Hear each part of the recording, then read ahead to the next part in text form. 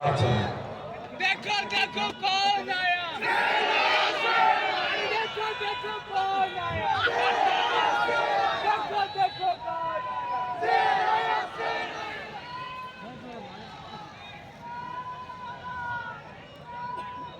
सलाम करता हूं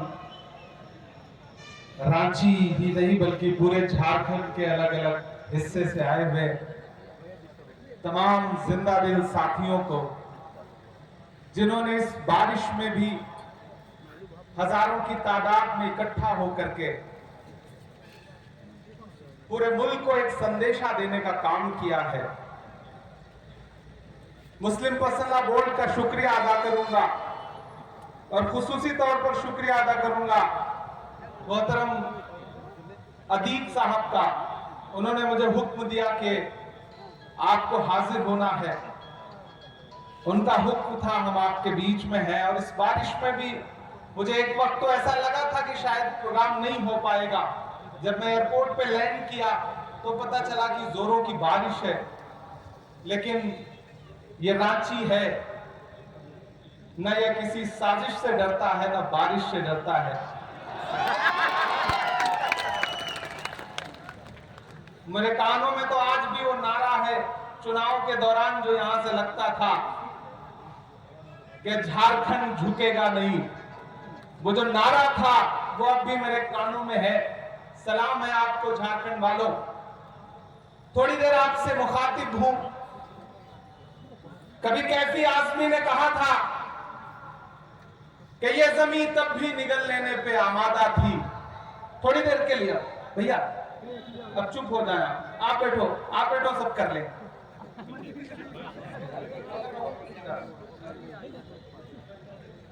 ये जमीन तब भी निगल लेने पे आमादा थी, पांव जब टूटती शाखों से उतारे हमने। ये जमीन तब भी निगल लेने पे आमादा थी, पांव जब टूटती शाखों से उतारे हमने। उन मकानों को खबर है न मकीनों को खबर, उन दिनों की जो खलाओं में गुजारे हमने। हाथ ढलते गए सांचे में तो थकते कैसे, नक्श के बाद नए नक्श निखारे हमने। कि ये दीवार बुलंद और बुलंद और बुलंद, बामोदर और जरा और संवारे हमने। आंधियां तोड़ लिया करती थी शम्मों की लवें, जड़ दिए इसलिए बिजली के सितारे हमने। आज की रात बहुत गर्म हवा चलती है, आज की रात ना फुटपाथ पे नींद आएगी। सब उठें, तुम भी उठो, तुम भी उठो, तुम भी उठो, कोई खिड़की इसी दीवार में खुल जाएगी।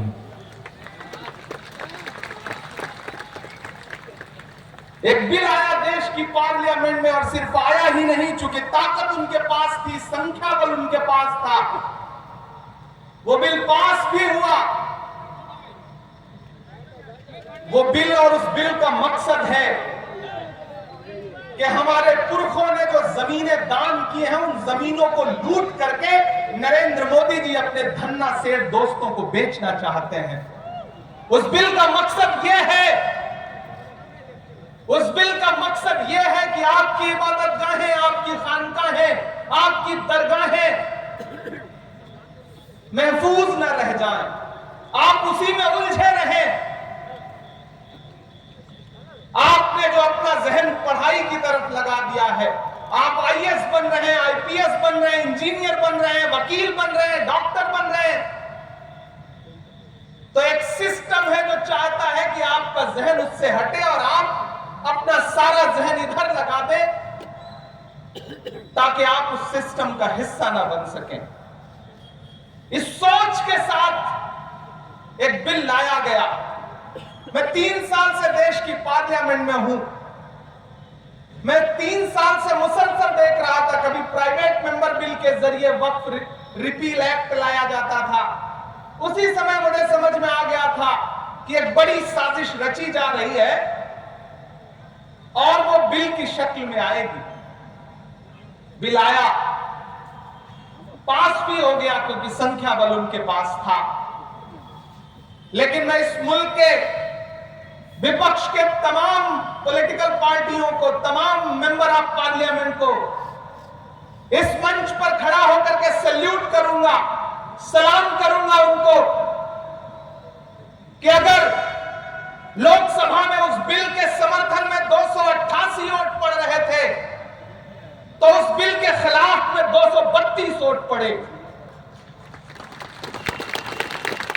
जबकि देश की लोकसभा में मुस्लिम सांसद सिर्फ 24 हैं।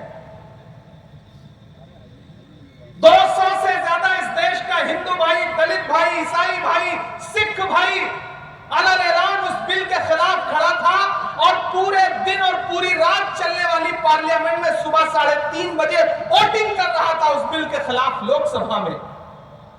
यह है इस मुल्क की खूबसूरती, यह है इस मुल्क की गंगा जमुनी तहजीब। मुझे आज भी याद है, हमारे पंजाब का हमारा एक साथी है, मेंबर ऑफ पार्लियामेंट है, राजा वड़िंग, उसका भाषण सुनना, सरदार है वो, उसने कितनी असरदार बात कही है। मुझे फख्र है इस मुल्क की गंगा जमुनी तहजीब पर, भले ही उसको पामाल करने की कितनी साजिशें की जाएं, लेकिन जब राज्यसभा में अगले दिन यह बिल आया तो अगर इस बिल की हिमायत में 128 वोट पड़े तो अपोजिशन के 95 मेंबर ऑफ पार्लियामेंट राज्यसभा में ऐसे थे जो इस बिल के खिलाफ खड़े थे। और सुबह के 3 बजे बीमारी की हालत में सोनिया गांधी जी इस बिल के खिलाफ वोट करने के लिए राज्यसभा में मौजूद थी। हम ही को कातिल कहेगी दुनिया, हमारा ही कत्लेआम होगा। हम ही को कातिल कहेगी दुनिया, हमारा ही कत्लेआम होगा। हम ही कुएं खोदते फिरेंगे, हम ही पे पानी हराम होगा। ये जो साजिशें हैं इन्हें समझने की जरूरत है और डरने की जरूरत नहीं, और आप डरने वाले लोग भी नहीं है। मैं तो अलग ऐलान देश की पार्लियामेंट में खड़ा होकर के आपके हवाले से बोल के आया हूं और पूरे मुल्क में जाके ये कह रहा हूं कि नहीं, ऐसा नहीं होगा, कभी ऐसा नहीं होगा, कभी ईमान का कुरान का सौदा नहीं होगा। नहीं, ऐसा नहीं होगा, कभी ऐसा नहीं होगा, कभी ईमान का कुरान का सौदा नहीं होगा। हमें तुम कत्ल कर दो शौक से मंजूर है, लेकिन शरीयत के किसी मुद्दे पे समझौता नहीं होगा, नहीं होगा। लेकिन एक बात मैं यहां खड़ा होकर कहना चाहता हूं, मुस्लिम पर्सनल लॉ बोर्ड के तमाम जिम्मेदारान बैठे हैं, हमारे तमाम सियासी साथी बैठे हैं कि हुकूमतों ने आपको परेशान करने के लिए, आपको पामाल करने के लिए अपने तरीके बदल दिए हैं, अपने हथियार बदल दिए हैं, तो आपको भी लड़ाई के तरीके बदलने पड़ेंगे। आपको अपनी लड़ाई के तरीके बदलने पड़ेंगे, आपको अपनी भाषा बदलनी पड़ेगी। मैं बहुत जिम्मेदारी से यह बात कह रहा हूं और यह बात इसलिए कह रहा हूं कि मैं रांची में खड़ा हूं।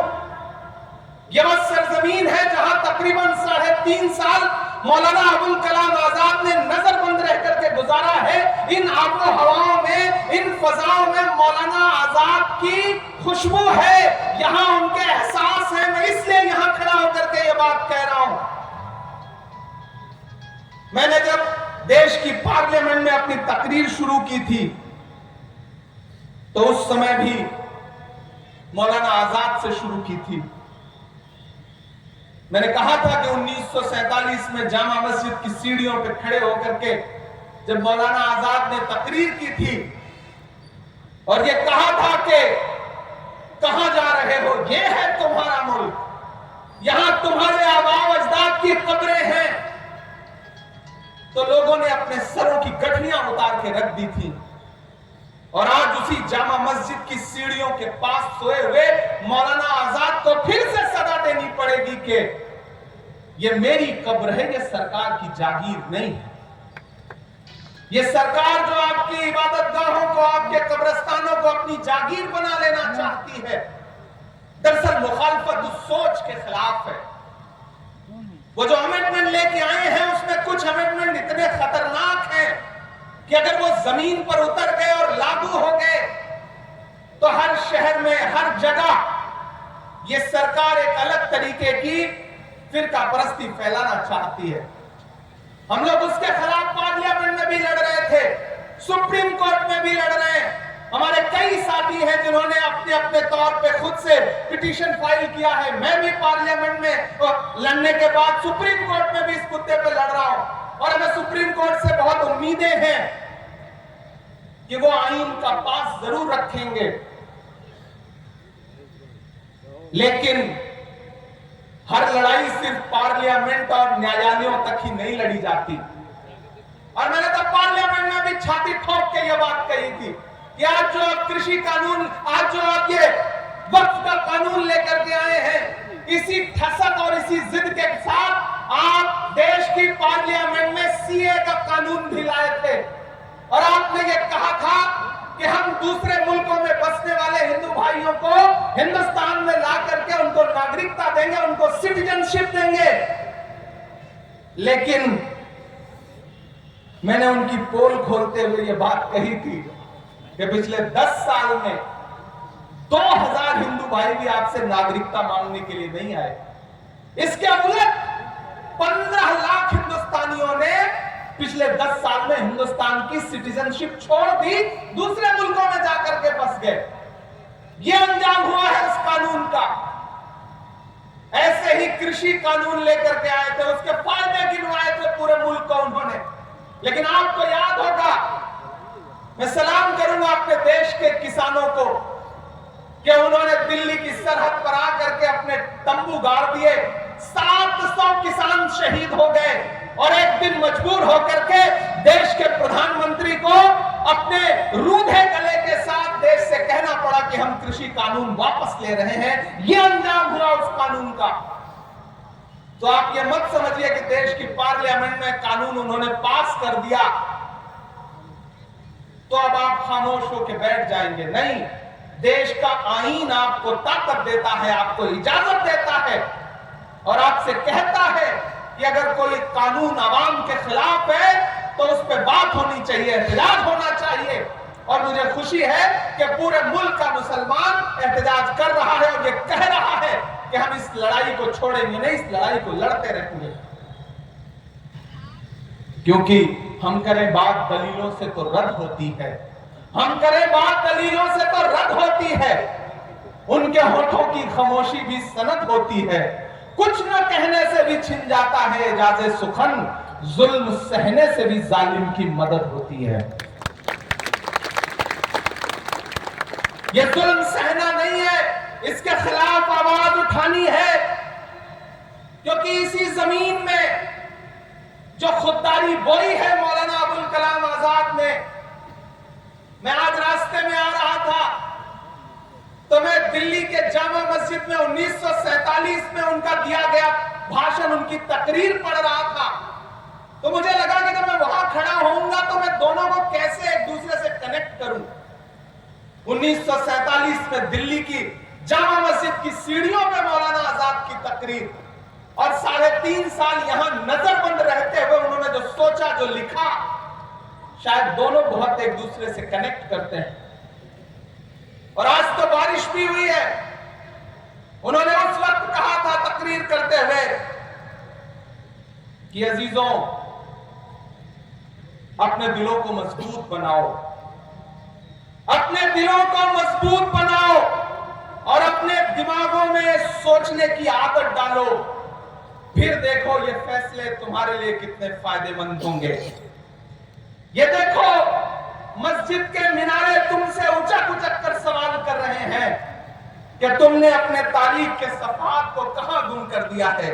अभी कल की ही बात है कि यही जमुना के किनारे तुम्हारे काफिलों ने वजू किया था, और आज तुम हो कि यहां रहते हुए खौफ महसूस करते हो। अजीजों, अपने अंदर एक बुनियादी तब्दीली पैदा करो। तुम्हारा खौफ बेजा है। मुसलमान और बुजदिली एक जगह जमा नहीं हो सकता। सच्चे मुसलमान को कोई ताकत हिला नहीं सकती है, न कोई खौफ डरा सकता है। चंद इंसानी चेहरों के गायब हो जाने से डरो मत। अजीजों, तब्दीलियों के साथ चलो। यह ना कहो कि इसके लिए तैयार तैयार नहीं थे, बल्कि तैयार हो जाओ, सितारे टूट गए हैं लेकिन सूरज तो चमक रहा है, उससे किरण मांग लो और उन अंधेरी राहों में बिछा दो जहां उजालों की सख्त जरूरत है। मैं तुम्हें यह नहीं कहता कि तुम हाकिमाना इक्तिदार के मदरसे से वफादारी का सर्टिफिकेट हासिल करो। मैं कहता हूं कि जो उजले नक्शो निगार तुम्हें इस हिंदुस्तान में मासी की यादगार के तौर पर नजर आ रहे हैं, उन्हें तुम्हारा ही काफिला लाया था। उन्हें भुलाओ नहीं, उन्हें छोड़ो नहीं, उनके वारिस बनकर रहो। समझ लो, तुम भागने के लिए तैयार नहीं तो फिर कोई ताकत तुम्हें नहीं भगा सकती है। आओ अहद करो कि यह मुल्क हमारा है, आओ अहद करो कि यह मुल्क हमारा है।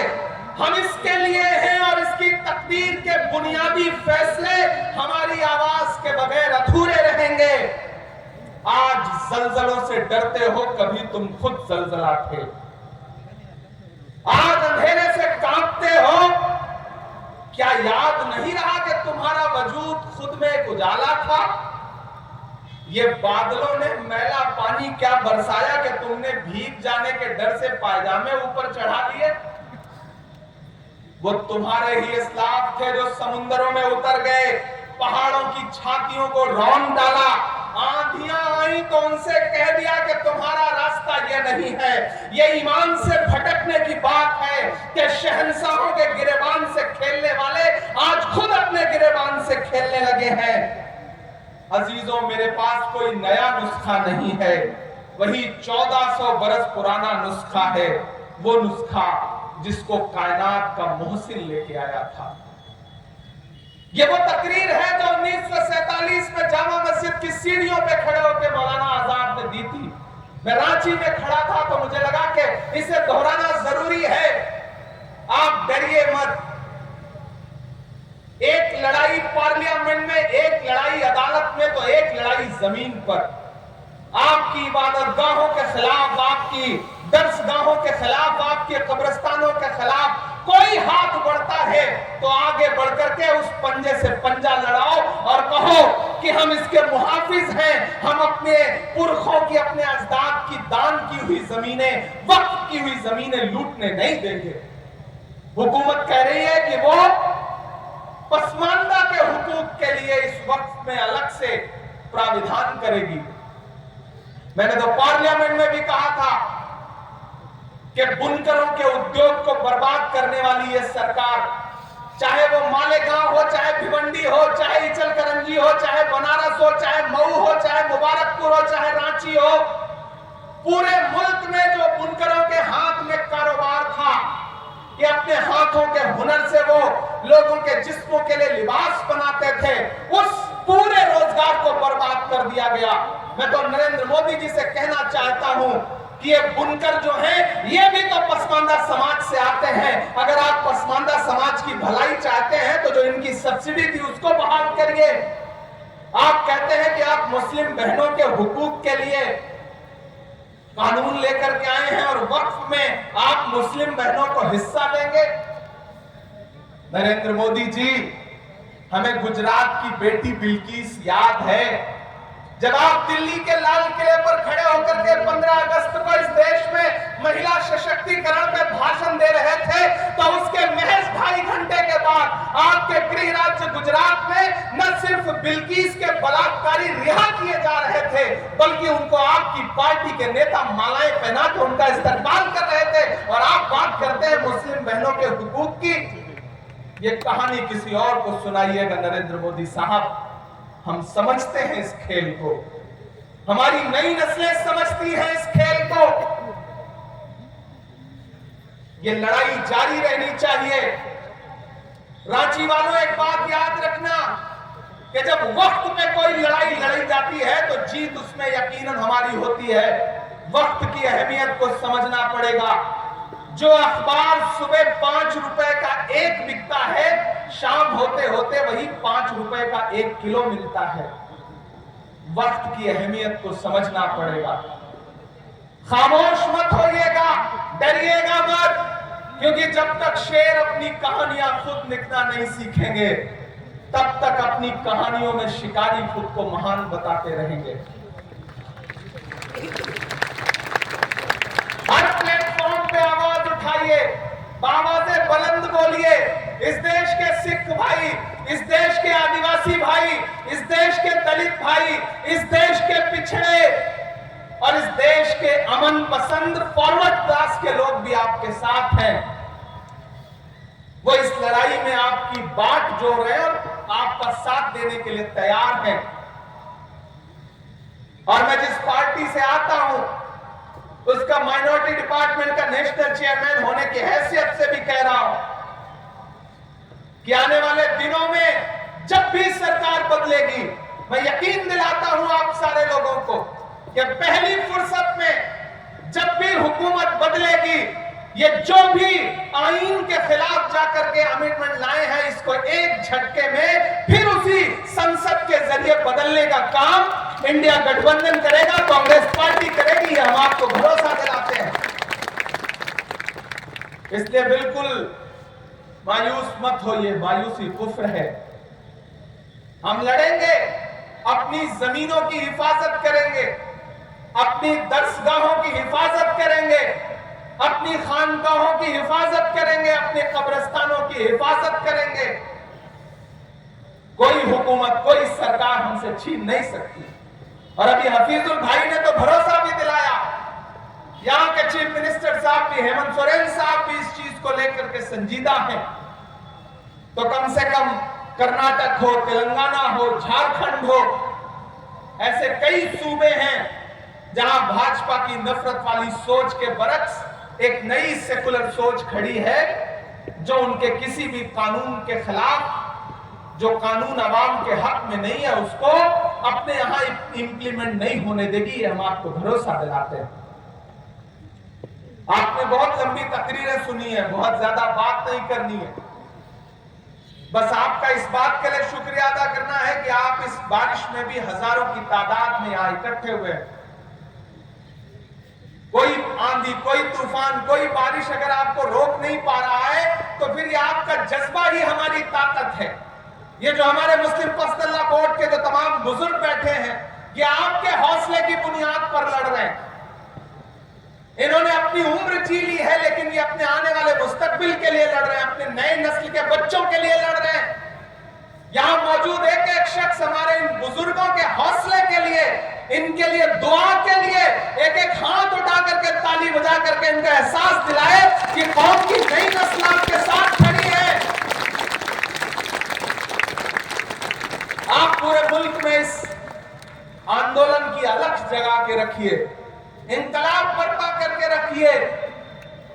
इंशाअल्लाह नई नस्ल आपको जब भी जरूरत होगी, बदन में जो भी लहू है तेरी अमानत है, जहां जहां हो जरूरत वसूल कर लेना।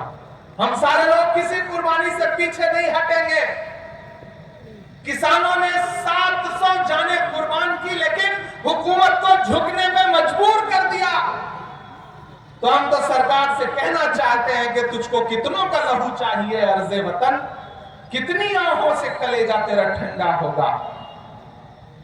अगर आपके कलेजे की ठंडक के लिए आपको कुर्बानियों की दरकार है, तो मैंने पार्लियामेंट में भी कहा था और यहां भी कह रहा हूं कि उनसे 2 कदम आगे ये इमरान खड़ा मिलेगा। अगर आपको कुर्बानियों की दरकार है तो आप लीजिए। और हमने अभी दिखाया, समाज ने दिखाया कि जब पड़ोस के मुल्क ने हमारे मुल्क में दहशतगर्दी फैलाई, तो बंगाल के झंटू अली शेख ने पहली शहादत दी पहलगाम अटैक के बाद। जब पड़ोसी मुल्क ये सोच रहा था कि हिंदुस्तान में नफरतें फैला करके वो हमारी एकजुटता को तोड़ने का काम करेगा, तो कर्नल सोफिया कुरैशी आगे निकल के आई और उसने पूरी दुनिया को बताया कि ऑपरेशन सिंदूर क्या था। जब पड़ोसी ये सोच रहा था कि हम भारत को कमजोर करने के लिए कौमों में नफरतें फैला देंगे, तो बिहार के छपरा के बीएसएफ के इंस्पेक्टर मोहम्मद इम्तियाज ने कहा कि मैं इस मुल्क के लिए जान कुर्बान करने को तैयार हूं, और उन्होंने इस मुल्क की मिट्टी के लिए अपनी जान कुर्बान कर दी और जवाब दे दिया उनको जिन्होंने कहा था कि पंचर बनाते हैं लोग। याद है वो जुमला?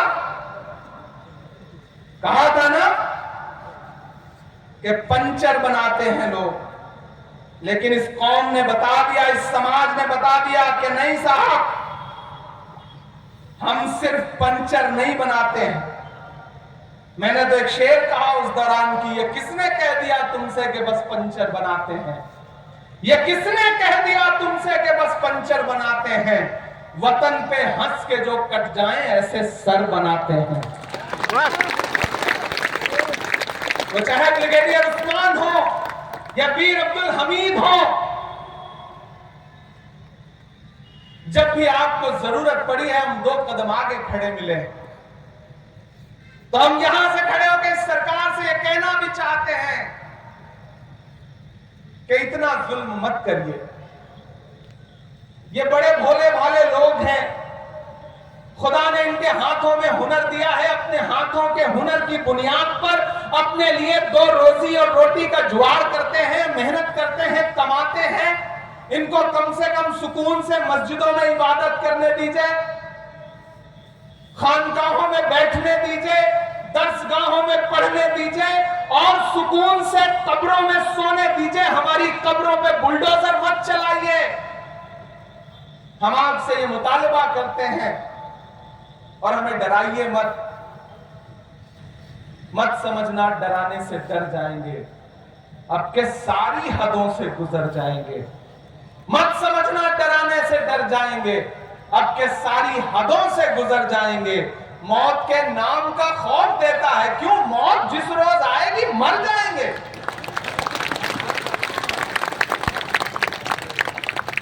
हमने जमजम दिया, आबे गंगा दिया, तुमने भारत को दंगा ही दंगा दिया। तुमने एक रंग के ख्वाब देखे मगर हमने हिंदुस्तान को तिरंगा दिया। ये तिरंगा बदन पर लपेटे हुए एक दिन इस जमीन में उतर जाएंगे। मत समझना डराने से डर जाएंगे। हुकूमतों को यह बात समझ लेनी चाहिए और वो समझ भी रहे हैं, ऐसा नहीं कि नहीं समझ रहे। ये वक्फ अमेंडमेंट एक्ट पास होने के बाद जो मुल्क में कुछ बहुत सरप्राइजिंग हुआ है, कहीं ना कहीं इस बात का सबूत है कि वो समझ रहे हैं और चाहते हैं कि आपका जहन इससे हट जाए। लेकिन मैं मुस्लिम पर्सनल लॉ बोर्ड को सलाम करूंगा कि उन्होंने कहा कि नहीं, हम जहन नहीं हटने देंगे, हम लगातार लोगों को बेदार करते रहेंगे और बेदार कर रहे हैं। मैं मेंबर ऑफ पार्लियामेंट हूं, मुझे आपकी दुआओं ने पार्लियामेंट में पहुंचाया है। मैं आप सबको, अपने बुजुर्गों को भरोसा दिला रहा हूं कि जहां भी जब भी आप सबको जरूरत लगे, यहां हमारे श्रीनगर से मेंबर ऑफ पार्लियामेंट रूल्ला साहब बैठे हैं, मोहिबुल्लाह नदवी साहब बैठे हैं, जियाउर रहमान बर्क साहब बैठे हैं, हम सब आपको भरोसा दिलाते हैं कि आपको जब भी जरूरत हो आप आवाज लगाइए। खुदा ने हमें जो भी ताकत दी है उस तमाम ताकत के साथ इस लड़ाई में आपके साथ शाना बशाना खड़े हैं। ये नहीं देखेंगे कि क्या नफा होगा क्या नुकसान होगा, जो होगा होगा। ये लड़ाई बहुत जरूरी है और ये लड़ाई बहुत अहम है। हम इस लड़ाई में आपके साथ खड़े हैं। आपका एक बार फिर से बहुत शुक्रिया। हम इस लड़ाई को जीतेंगे क्योंकि हम हक पर हैं, हम सच्चाई पर हैं और आप भरोसा करिए कि सच्चाई से बड़ी कोई ताकत नहीं होती है।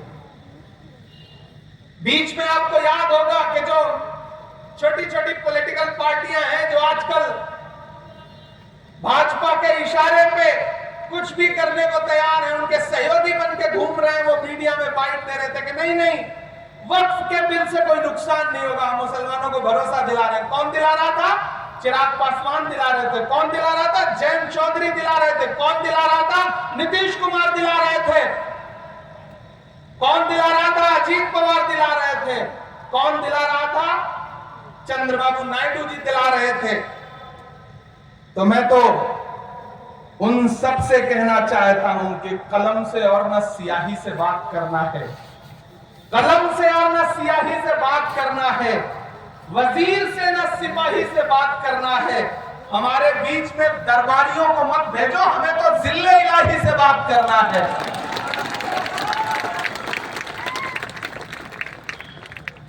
हम हुकूमत से सीधे कह रहे हैं कि आप आईन को कुचलिए मत।